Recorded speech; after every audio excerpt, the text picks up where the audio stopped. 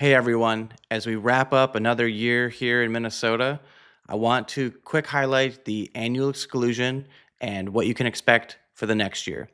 I'm Jason Wagner, the farm lawyer. Check out this video to learn more.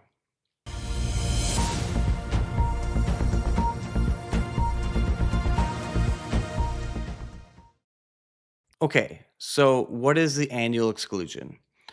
A lot of times I have clients come into my office and they say, well, I can't make a gift to my son or daughter, or I can't make a gift to my kids because they'll pay gift tax, or I'll pay gift tax.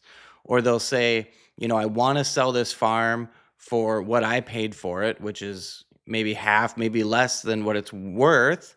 And they say, but I can't do that because I'm going to have to pay gift tax. No, that's not how it works. Minnesota does not have a gift tax. The federal government does have a gift tax, but it's significantly high, and it's probably not something most farmers need to worry about when it comes to that gift that you're thinking of making right now. So the annual exclusion gift is a very powerful tool. What it does is it allows you to gift up to the amount. Right now it's 19,000 every year to as many people as you want. You and your spouse can both do this to as many people as you want. So that 19,000 is what it is in 2025, which means that you can gift $19,000 of stock, land, partnership interest, cash, gifted down purchase price to your children without any real significant consequences. And you can do that for as many people as you want. So with your spouse's exemption, you can double that up. So think about it. Let's say you've got, two kids, you want to do $19,000 gifts to each of them. That's $38,000 you can move in value. Now let's say your spouse is also going to make a gift to them, double that up. Okay, that's $76,000. But maybe you want to gift to their spouses as well.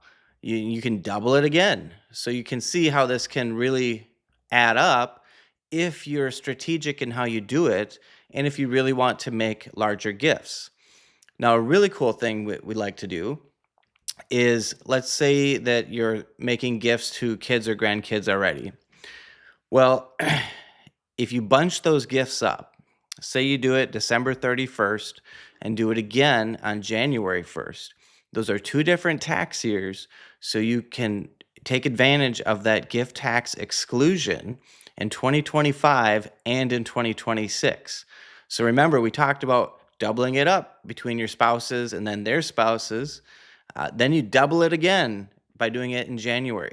Now we're talking about some pretty serious asset value that we can actually move without impacting your gift tax liability or your estate tax liability. Now, why is that?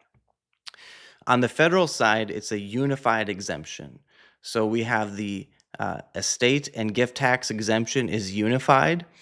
Right now, it's 13.99 million. So what that means is the federal government says, hey, here you go. You have 13.99 million. We don't care when you give it away. Give it away during your life, give it away at death. But once you go over 13.99 million, you're going to owe a tax. So, unless your gift is over 13.99 million, or together with other gifts you've made in your life that are not annual exclusion gifts, you're over 13.99 million, it's not going to trigger a gift tax. So what do I mean by that, those other gifts? So let's say I made a gift last year of $1 million. I now have left 12.99 million that I can give away. So when you're left with that 12.99 million, now let's say this year I'm going to make a big gift. I'm going to make a $12 million gift. I have left 0.99 million. So let's call it I have $1 million left. I'm still not going to owe tax, but all of a sudden I decide to gift that last million. Boom. Now everything else that I'm gifting is going to start incurring gift tax. Or if I die, everything that I'm leaving my kids at death is now going to incur estate tax. But just like with that annual exclusion, it's not just you, it's your spouse. So 13.99 million times 2. And starting on January 1st of 2026, it's actually going to be $15 million of exemption per person. So a married couple will have a $30 million combined exemption. And if you're using those annual exclusion gifts that we've talked about, that 19,000 per person per year, you are not touching any amount of your $15 million exemption. So, although it only sounds like a small amount, 19,000 per person, when you start doubling it up and quadrupling it up and then doubling it back to back years, it can really start to add up and can really move some value without even touching your lifetime exemption amount.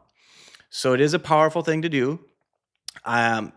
When I have clients that have estate tax issues, it is definitely something that this is just a pickup. This is something we definitely recommend you do every year routinely, because it does not impact your federal exemption.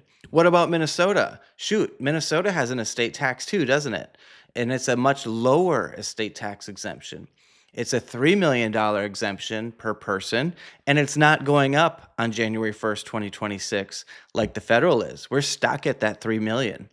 Now, remember, farmers also have a $2 million family farmland deduction.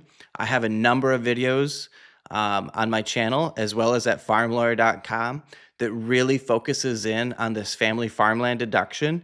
It is a hugely important deduction. You need to know about it, but I'm not going to focus on it in this video.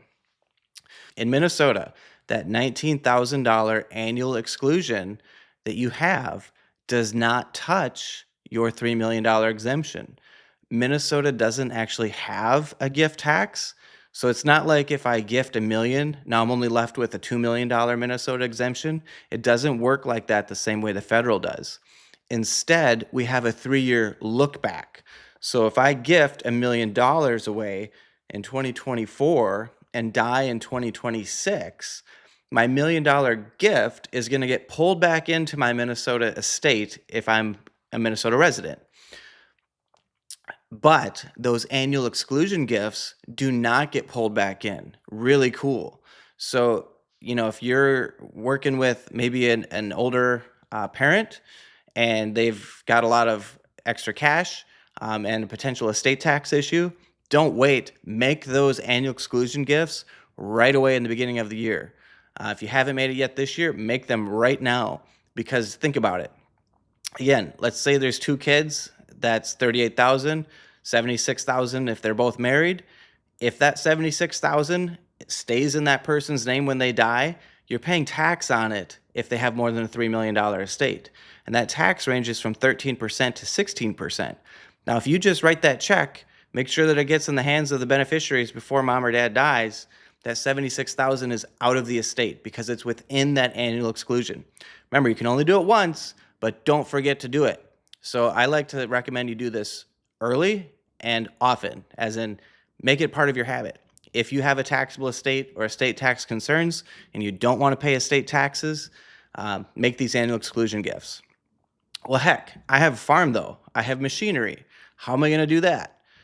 Well, you can do the same thing, gift a piece of machinery. You can value that machinery. If it's $19,000 or less in value, there you go. That qualifies. What about land? Or maybe you're in a dairy. How do we gift this dairy away? Again, we can put that into an entity, or maybe it's already in one, and then we can gift out units. Sometimes they have to be pretty small if we want to stay in that exemption, but we're gifting it away. We're moving some of that value every year for free. For free in the sense that it doesn't have any gift or estate tax concerns, as long as we stay within that annual exclusion. Yes, it's not going to move the whole farm or the whole dairy herd or operation, but it's going to make progress for us, and we're not going to be stuck. And it's not going to get stuck in your estate where it's just going to continue to grow, and we're going to have a future problem where it's not worth 19,000. All of a sudden, that's worth a lot more.